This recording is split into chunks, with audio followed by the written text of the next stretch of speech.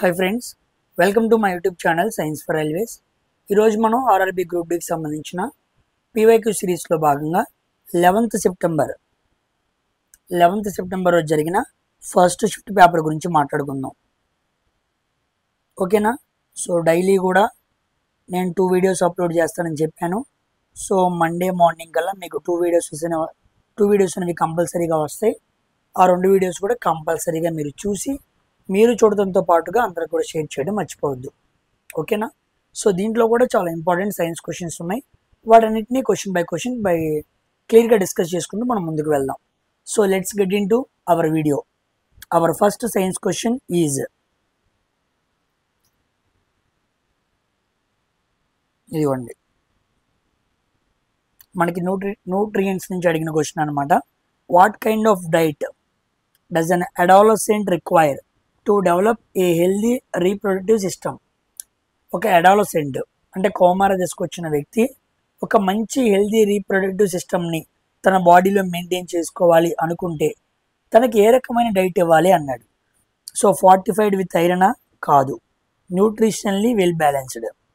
ఎప్పుడైనా సరే అన్ని న్యూట్రిషన్స్ బాగా అందే ఫుడ్ని బ్యాలెన్స్డ్గా ఇవ్వాలి. అలా ఇవ్వటం వల్ల అడాలసెంట్ పర్సన్కి మంచి రీప్రొడక్టివ్ సిస్టమ్ అనేది ఉండిద్ది అనమాట. సో రిచ్ ఇన్ ప్రోటీన్స్ కాదు, లో ఇన్ సాచురేటెడ్ ఫ్యాట్స్ కూడా కాదు. సో కౌమార దశలో ఉన్న వ్యక్తులకి, ఎదిగే పిల్లలకి, మరి ముఖ్యంగా ఆడపిల్లలకి ఇలాంటి న్యూట్రిషనల్లీ వెల్ బ్యాలెన్స్డ్ డైట్ అనేది వాళ్ళకి మనం ప్రొవైడ్ చేయాలన్నమాట. దానివల్ల వాళ్ళ హెల్త్, ఆ లైంగిక హెల్త్ అనేది చాలా బాగుండిద్ది. Coming to next question, in which group period is carbon present అన్నాడు. సో కార్బన్ అటామిక్ నెంబర్ ఎంత? 4. అవుటర్ మోస్ట్ ఆర్బిట్లో ఎన్ని ఎలక్ట్రాన్స్ ఉంటాయి? 4 ఎలక్ట్రాన్స్ ఉంటాయి. ఓకేనా? కాబట్టి 4 యాడ్ ఉంది, ఇది కాదు. 15th గ్రూప్ కాబట్టి 13th గ్రూప్ కాదు, 14th గ్రూప్. పీరియడ్ చూడకూడదు, గ్రూప్ చూడాలి. బికాజ్ మనం గ్రూప్ నెంబర్ అని చదువుతుంటాం కదా, అది వ్యాలెన్సీ ఎలక్ట్రాన్స్ని చూపించిద్ది అనమాట. So every group number shows valency electrons. First group అంటే ఒక వ్యాలెన్సీ ఎలక్ట్రాన్, రెండో గ్రూప్ అంటే 3 వ్యాలెన్సీ ఎలక్ట్రాన్స్. అలాగా 14వ గ్రూప్ లేదా 4th ఏ గ్రూప్ అంటారు అనేది 4 వ్యాలెన్సీ ఎలక్ట్రాన్స్ అవుటర్ మోస్ట్ ఆర్బిట్లో ఉన్నాయి అని చూపిస్తుంది అనమాట. So 4th option was correct. Next question, respiration నుంచి. ఎనరోబిక్ రెస్పిరేషన్, అవాయు శ్వాసక్రియ. సో గ్లూకోజ్ ఇచ్చారు, డాష్ కార్బన్ డైఆక్సైడ్ ఎనర్జీగా మారింది అన్నాడు. ఎప్పుడైతే గ్లూకోజ్ ఆక్సిజన్ తక్కువగా ఉన్న సమక్షంలో, ఆక్సిజన్ లెస్ సమక్షంలో బ్రేక్ డౌన్ జరుగుతుందో అప్పుడు ఎలా ఫామ్ అయింది? ఇథనాల్గా ఫామ్ అయింది. కార్బన్ డైఆక్సైడ్, ఎనర్జీ, ఈ 3 వస్తాయి అన్నమాట. సో ఇథనాల్ ఫార్ములా ఏంటి? C2H5OH. ఇది ఎక్కడ జరిగిద్ది? మనకి ఈస్ట్లో జరిగిద్ది అనమాట. ఇలాంటిదే ఇంకోటి కూడా జరిగిద్ది, మజిల్స్. అక్కడ ఏం ఫామ్ అయింది? లాక్టిక్ యాసిడ్ ఫామ్ అయింది అనమాట. ఓకేనా? లాక్టిక్ యాసిడ్, ఎనర్జీ ఫామ్ అయింది. ఇక్కడ CO2 చెప్పాడు కాబట్టి CO2, ఎనర్జీ అండ్ ఇథనాల్, ఈ 3 కూడా ఈస్ట్లో అనారోబిక్ రెస్పిరేషన్లో జరిగిద్ది. దాన్ని మనం పులియబెట్టడం లేదా ఫెర్మెంటేషన్ అంటాం. మంచి క్వశ్చన్ ఇది, జాగ్రత్తగా చూడండి. Consider a horseshoe magnet with its north pole towards the west and south pole towards the east అన్నాడు. ఫుల్ స్టాప్ అంతవరకు చదివి అర్థం చేసుకుందాం. హార్స్ షూ మ్యాగ్నెట్ అన్నాడు. ఓకేనా? సో ఇదేంటి? North pole. ఇదేంటి? South pole. కానీ నార్త్ పోల్ ఎటు పక్కన ఉందంట? వెస్ట్లో ఉందంట. సో ఇది వెస్ట్, సౌత్ పోల్ ఈస్ట్లో ఉంది. ఇది వెస్ట్, ఇది ఈస్ట్ అంటే పైన ఏముండిద్ది? నార్త్ ఉండిద్ది. కింద ఏముండిద్ది? సౌత్ ఉండిద్ది. Okay. A conducting rod is loosely connected to a galvanometer if this rod is now moved between the poles of the magnet.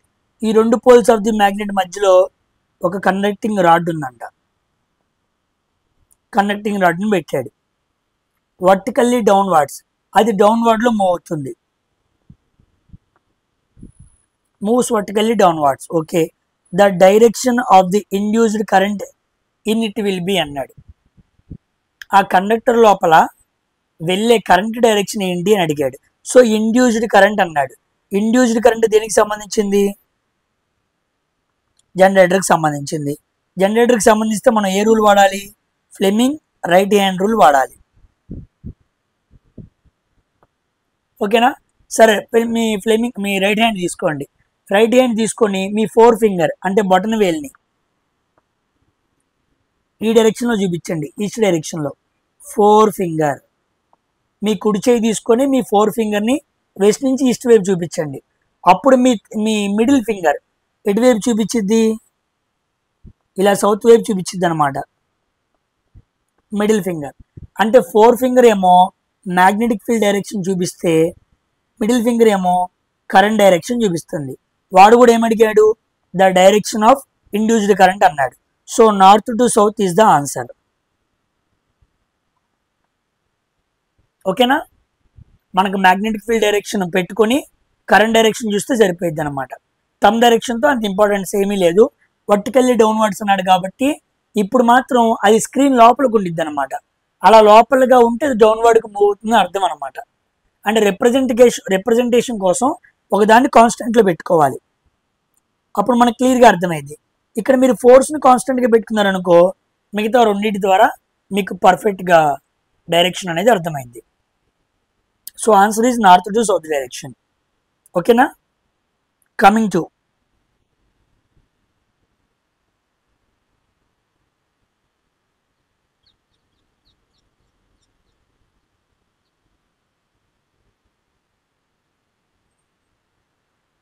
the process by which a changing magnetic field in a conductor induces a potential difference that sets up induced electric current is called అన్నాడు. మనం చాలాసార్లు మాట్లాడుకున్నాం. Change in magnetic field లో change ఏం produce చేసిద్ది? ఈఎంఎఫ్ని produce చేసిద్ది.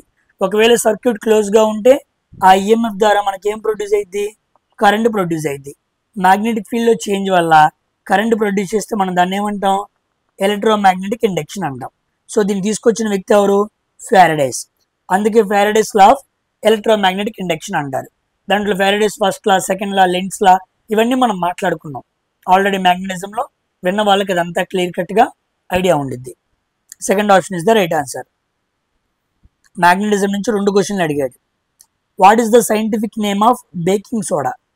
Baking soda ఏముంది? Sodium bicarbonate NaHCO3 లేదా సోడియం హైడ్రోజన్ కార్బోనేట్ అని కూడా చెప్పచ్చు.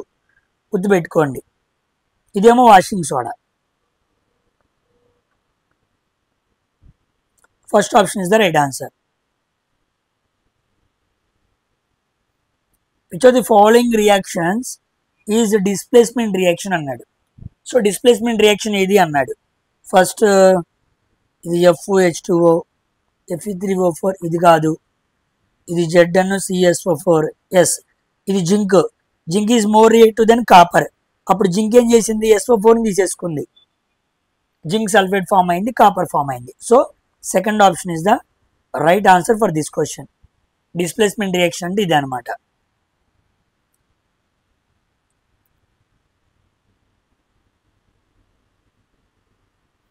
Effective resistance of the parallel combination of 2 resistors 2 and 3 ohms అన్నాడు.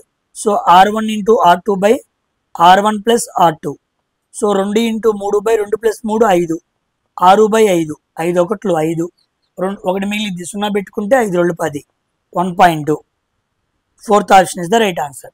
చాలా ఈజీ అనమాట. ఎలక్ట్రిసిటీ, లైట్ కూడా అంతే చాలా ఈజీ. మ్యాగ్నెటిజం ఏం చదివినా చదవపోయినా ఈ 3 కంపల్సరీగా చదవాలి ఫిజిక్స్లో. Chemical reactions, acid bases, organic chemistry, ఈ 3 మీద మీకు గ్రిప్ ఉండాలన్నమాట. కంప్లీట్గా వీటి మీద మీకు ఐడియా ఉండాలి. ఇవి నాకు తెలియదు అనకూడదు. Coming to next question.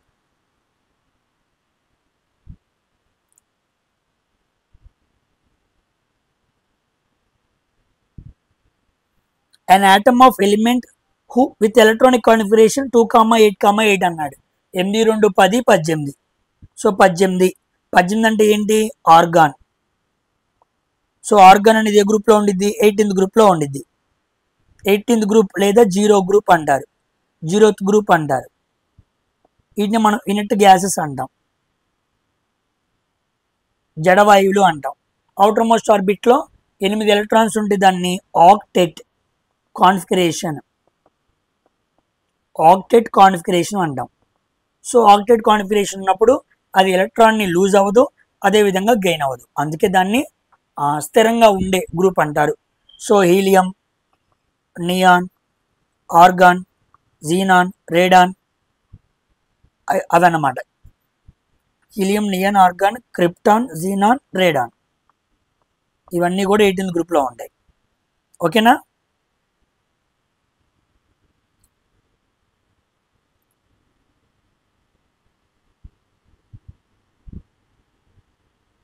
The process of using electricity to decompose water into oxygen and hydrogen. ఒక వాటర్ మాలిక్యూల్ని తీసుకుంటే అది కాస్త ఎలా విడిపోయిందంట? ఆక్సిజన్గా అండ్ హైడ్రోజన్గా విడిపోయింది అనమాట. డీకంపోజిషన్ అన్నట్టు చూడండి, డీకంపోజ్ దేని ద్వారా? ఎలక్ట్రిసిటీ ద్వారా. సో కరెంటు ద్వారా ఒక వాటర్ మాలిక్యూల్ అంటే ఏబి అనే మాలిక్యూల్ కాస్త ఏమైంది? A+Bగా విడిపోయింది. సో దాన్ని ఎలక్ట్రోలైసిస్ అంటారు. So by using current we can break down the chemical bond. Chemical bonding అనేది చాలా ఇంపార్టెంట్.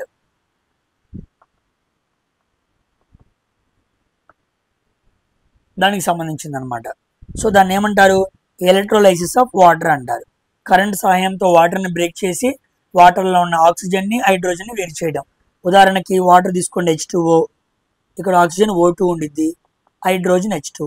ఇక్కడ ఆక్సిజన్ 2 ఉన్నాయి కాబట్టి ఇక్కడ 2 పెట్టుకో, ఇక్కడ 2 పెట్టుకో. సో బ్యాలెన్సింగ్ అయిపోయింది. చూసారా? వాటర్ మాలిక్యూల్ ఏమైపోయింది?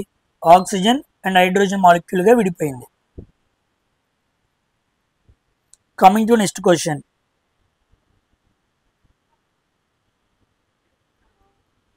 The effective diameter of the circular outline of spherical lens అన్నాడు. So effective diameter of the spherical lens అన్నాడు. చూడండి, ఒక మిర్రర్కి కానీ ఒక లెన్స్కి కానీ మీరు బాగా గమనించాల్సింది ఏంటంటే, ఒక లైట్ రే వచ్చి ఒక మిర్రర్కి కొంత ఏరియాలో తగిలిద్ది అనమాట. కొంత ఏరియాలో మాత్రమే తగిలి రిఫ్లెక్ట్ అయ్యిద్ది. ఏ ప్రాంతంలో అయితే లైట్ పడి రిఫ్లెక్ట్ అవ్వగలదో ఆ ఏరియాని అపర్చర్ అంటారు. ఇది మిర్రర్లో. లెన్స్లో అయితే ఏ ప్రాంతం మీద అయితే లైట్ పడిద్దో ఆ లెన్స్ గుండా ట్రావెల్ చేయాలి.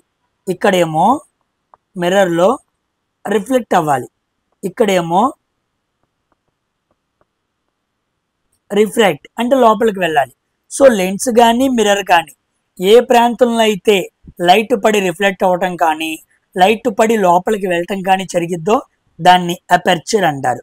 So the effective diameter of the particular spherical lens అని అంటే మనం అపర్చర్ అని ఆన్సర్ చేయాలి. Very very important. మన కంటిలో కూడా అపర్చర్ ఉండిద్ది. మన కంటిలో ఉండే అపర్చర్ని ఇంకో పేరుతో పిలుస్తూ ఉంటాం, దాన్నే ఐరిస్ అంటారు. అంటే ఐరిస్ అనేది మన కంటిలోనికి ఎంత లైట్ వెళ్ళాలో సెట్ చేస్తుంది అనమాట. The amount of light which has to be travel in to our I. మన కంటిలోకి ఎంత లైట్ వెళ్ళాలో కంట్రోల్ చేసేదే ఐరిస్. ఓకేనా? సో ఇదే అపర్చర్ అనమాట. ఇక్కడ కూడా అంతే, లెన్స్ లోపలికి ఎంత లైట్ వెళ్ళాలి, ఎన్ని లైట్ రేస్ వెళ్ళాలి అని ప్రిఫర్డ్గా చెప్పే ఆ పారామీటర్నే అపర్చర్ అంటారు. ఇక మిగతా 3 మీకు తెలిసినవే, మనం డైలీ మాట్లాడుకుంటూనే ఉన్నాం.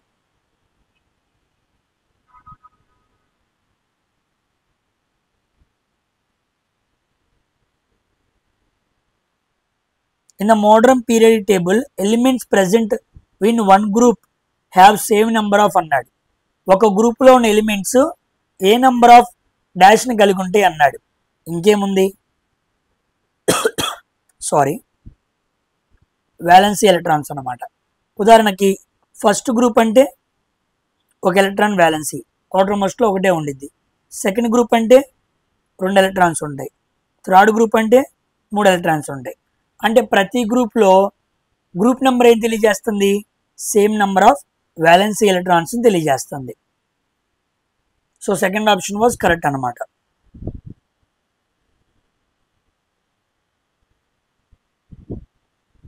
By which process do we get washing soda?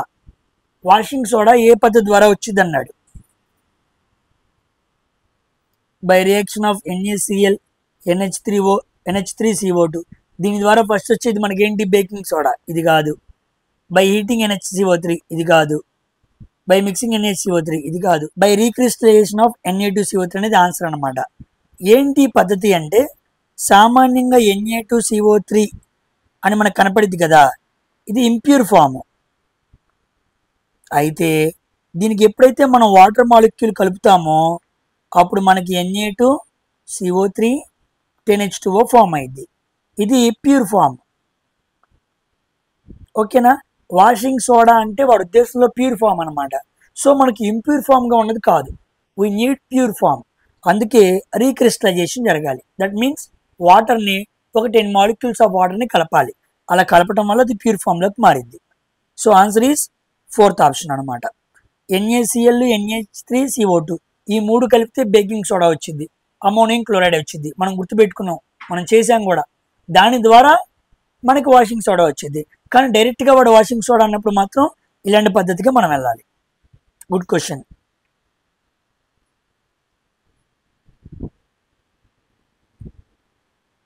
Which of the following is the correct pair of homologous series అన్నాడు.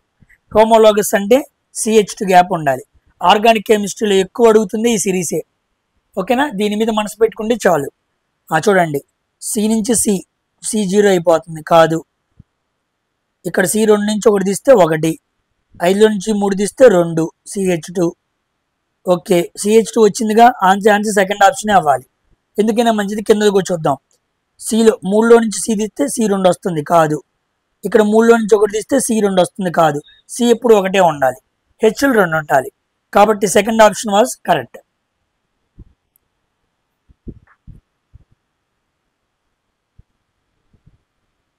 Which method of contraception changes the hormonal balance of the body అన్నాడు. అంటే ఎటువంటి గర్భనిరోధక పద్ధతులు hormones imbalance చేస్తాయి అన్నాడు. ఓకేనా? మనం చాలాసార్లు మాట్లాడుకున్నాం. ఏంటది? ఇంటేక్ ఆఫ్ పిల్స్ అనమాట. గర్భం రాకుండా ఆడవాళ్ళు వేసుకునే పిల్స్ ఉన్నాయే, బిళ్ళలు, మందులు, అవి చాలా ప్రమాదం. ఈ మెథడ్ కానీ కొంతవరకు పర్లేదు. కానీ బెస్ట్ మెథడ్ ఏంటంటే ఇదే, ఆపరేషన్ మెథడ్, సర్జికల్ మెథడ్. కానీ ఇంటేక్స్ ఆఫ్ పిల్స్ అనేవి హార్మోనల్ ఇంబ్యాలెన్స్ అనేవి కంపల్సరీగా క్రియేట్ చేస్తాయి. అవి చాలా ప్రమాదం. సో వాటి దగ్గర మనం జాగ్రత్తగా ఉండాలి. ఓకేనా? Coming to which of the following is required for the formation of human blood?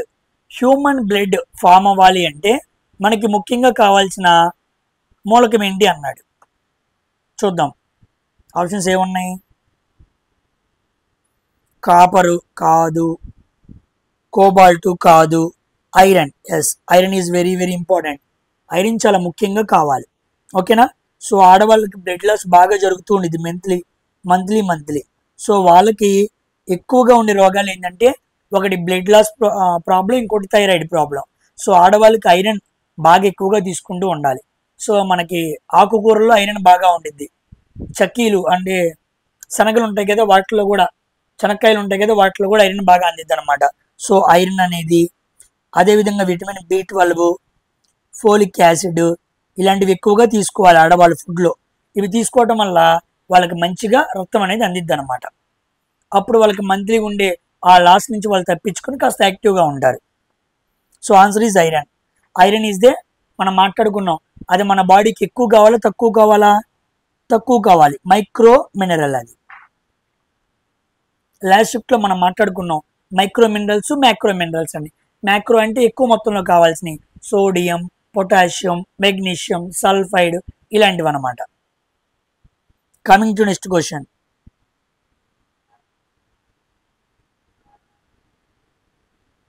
Generally plants have low energy needs when compare to animals. యానిమల్స్తో పోల్చుకుంటే ప్లాంట్స్కి తక్కువ ఎనర్జీ కావాలి. ఓకే, ద మెయిన్ రీజన్, ఇది పట్టుకోండి, ముఖ్యమైన కారణం ఏంటి అన్నాడు. కారణం వల్ల కాబట్టి జాగ్రత్తగా చదువుకోవాలి. ఫస్ట్ది presence of large portion of dead cells.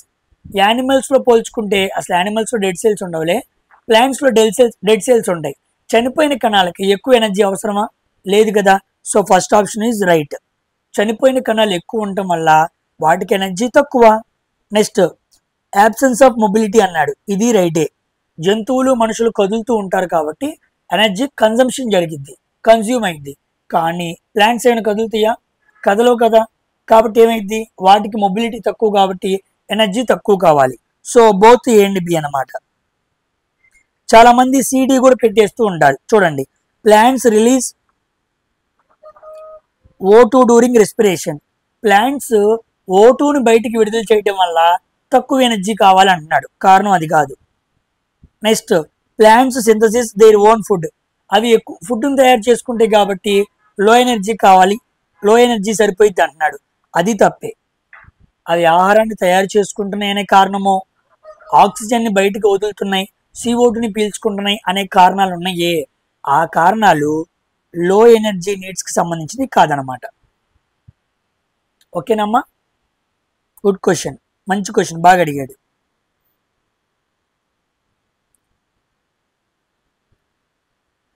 During heavy exercise when demand of energy is high. Okay, హెవీగా ఎక్సర్సైజ్ చేస్తే, ఇది మనం చాలాసార్లు మాట్లాడుకున్నాం కూడా, హెవీగా ఎక్సర్సైజ్ చేస్తే మనకి ఎక్కువ ఎనర్జీ కావాలి. But the supply of oxygen to produce that energy is limited. Heavy exercise చేయాలంటే హై ఎనర్జీ కావాలి. హై ఎనర్జీ కావాలి అంటే ఎక్కువ మొత్తంలో సప్లై ఆఫ్ ఆక్సిజన్ జరగాలి. కానీ మనకి ఆక్సిజన్ డిమాండ్ ఎలా ఉండిద్ది, తక్కువ ఉండిద్ది. అలా తక్కువ ఉండటం వల్ల మన బాడీలో ఆక్సిజన్ తక్కువ ఉంది. ఒక గ్లూకోజ్ దగ్గర ఎప్పుడైతే ఆక్సిజన్ తక్కువ మొత్తంలో ఉండిద్దో అప్పుడు గ్లూకోజ్ సరిగ్గా బ్రేక్ అవ్వదు, సగంగా బ్రేక్ అయ్యిద్ది, ఆఫ్గా బ్రేక్ అయ్యిద్ది. C6H12O6 ఇది గ్లూకోజ్ పేరు అనమాట. కానీ ఇది ఎలా బ్రేక్ అయిపోయింది, C3H6O3 ఇలా ఆఫ్గా విడిపోయింది అనమాట. దీన్నే లాక్టిక్ యాసిడ్ అంటారు. ఓకేనా. ఇది ఎక్కడ జరిగిద్ది, మనకి మజిల్ సెల్స్లో జరిగిద్ది. కాబట్టి కండరాలు పట్టేసి నొప్పిగా ఉన్నాయంటే అర్థం నువ్వు హెవీ ఎక్సర్సైజ్ చేసావు, అందులోనూ ఎక్కువ ఎనర్జీ కావాలి, కానీ అంత ఆక్సిజన్ నీ బాడీ లోపలికి వెళ్ళలేదు. వెళ్ళకపోవటం వల్ల గ్లూకోజ్ సరిగ్గా బ్రేక్ డౌన్ అవ్వలేదు. అవ్వకపోవటం వలన ఇలా సగంగా గ్లూకోజ్ బ్రేక్ డౌన్ అయిపోయింది. ఇదిగో 6, 12, 6కి సగం ఎంత, 3, 6, 3. కాబట్టి formation of lactic acid takes place in our muscle cells. It is one form of anaerobic respiration, అవాయు శ్వాసక్రియ. ఎన్నోసార్లు చెప్పాను మీకు నేను ఇది. ఓకేనా.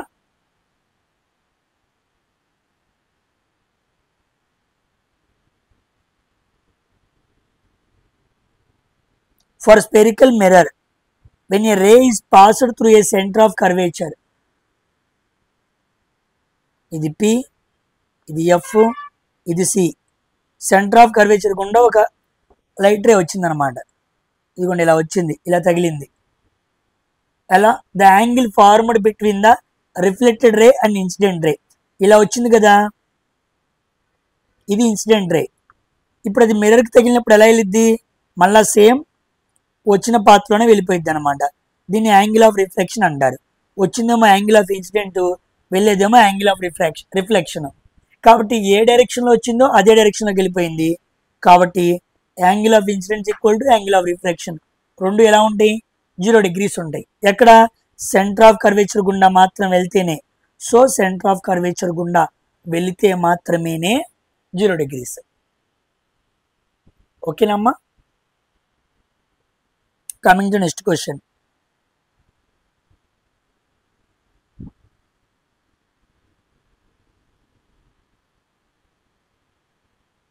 In electric circuits, losses takes place in the form of dash due to flow of electric current. ఒక circuit లోపల కరెంట్ వెళ్తున్నప్పుడు ఎక్కడో చోట చిన్న లీకేజ్ అనేది జరిగింది. అర్థమైందా. ఆ లీకేజ్ జరిగినప్పుడు కరెంట్ అనేది వేరే చోటకి డ్రైన్ అయిపోయింది. ఆ కరెంటు లీక్ అవ్వటం వల్ల సర్క్యూట్ మొత్తం హీట్ ఎక్కింది. అలా హీట్ ఎక్కుతుంది అంటే లాసెస్ జరిగింది అని అర్థం. So heat is the answer. So ఒక ఎలక్ట్రికల్ సర్క్యూట్లో లాస్ వచ్చింది అంటే అది మనకి హీట్ రూపంలో చూపిస్తూ ఉండిద్ది అనమాట. So heat is the representation form of losses of electric current passing through the circuit. So fourth option was right.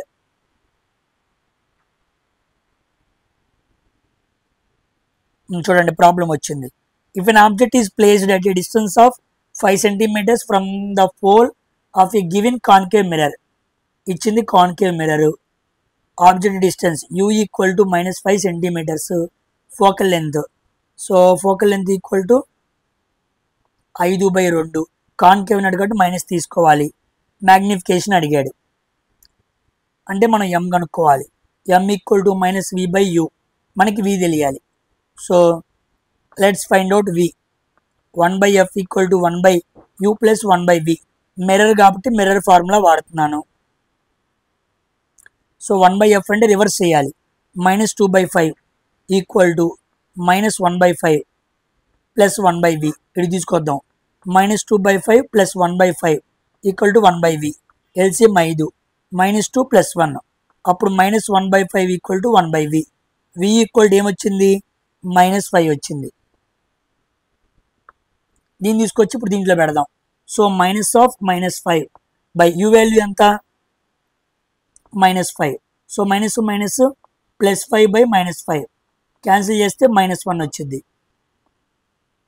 m equal to -1. So -1 ఎక్కడుంది? Fourth option was right answer. ఓకేనమ్మా.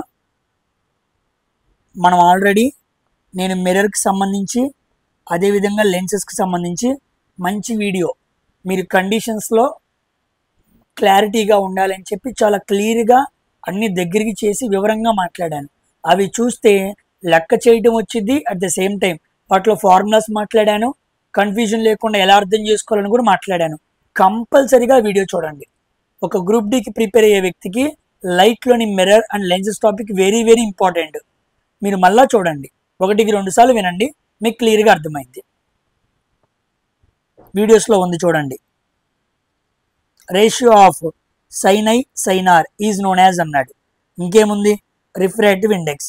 Refractive index equal to sine angle of incidence equal to sine angle of refraction. మనం దీని మీద చాలా problems కూడా చేసాం. Just ఇప్పుడు formula అడిగాడు అనమాట. Refractive index, the fuse used for domestic purpose. Domestic అంటే ఇంట్లో అనమాట. Domestic purpose is rated in the range of. ఇప్పటి వరకు ఫ్యూజ్ గురించి మామూలుగా పారామీటర్స్, దాని లో మెల్టింగ్ పాయింట్లు అవి అడిగాడు, కానీ ఇప్పుడు ఫస్ట్ టైము దాని రేంజ్ అడిగాడు. సో మనం వాడే ఫ్యూజ్ యొక్క రేంజ్, ఇంట్లో వాడే ఫ్యూజ్ యొక్క రేంజ్ ఏంటి అన్నాడు. 1 ampere to 10 ampere ఆ మధ్యలో ఉండిద్ది అనమాట. ఇంత పెద్ద హెవీ యాంపియర్స్ ఉన్న వాటిని వాడరు. సో లో కరెంట్ అనమాట.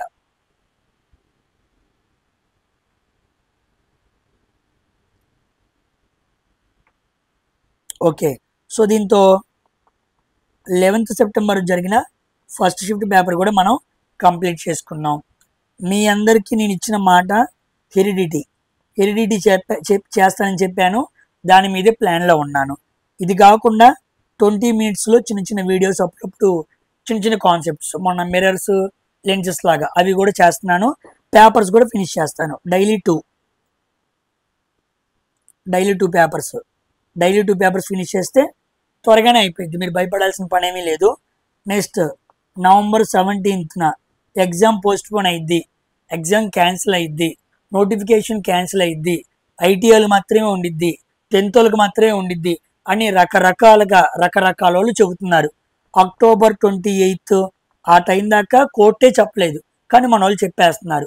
సరే, ఒకవేళ అందరూ చెప్పారంటే ఒక అర్థం ఉంది, కానీ ఒక్కొక్కరు చెబుతున్నారు. కాబట్టి దేన్ని చెప్పడానికి ఒక కరెక్ట్ బేస్మెంట్ అనేది లేదు. సో అందరైతే చెబుతున్నారు, కానీ దాంట్లో ఏది నిజమో తెలియదు. అందుకే అలాంటి చోటుకి నేను వెళ్ళి మీ ఆ మనో నిబ్బరాన్ని, మీ ఆ 6th సెన్స్ కాన్ఫిడెన్స్ దెబ్బతీయకూడదని నేను ఎక్కువ మాట్లాడట్లా. అయితే మీకు అప్డేట్ ఎలాగోలా వస్తూనే ఉండిద్ది, చూస్తూనే ఉంటారు. ఖాళీగా యూట్యూబ్లో కూర్చున్న ప్రతి ఒక్కడు అవే చూస్తూనే ఉంటాడు. మీరు అవి చూసే బదులు ఇలాంటివి చూడండి.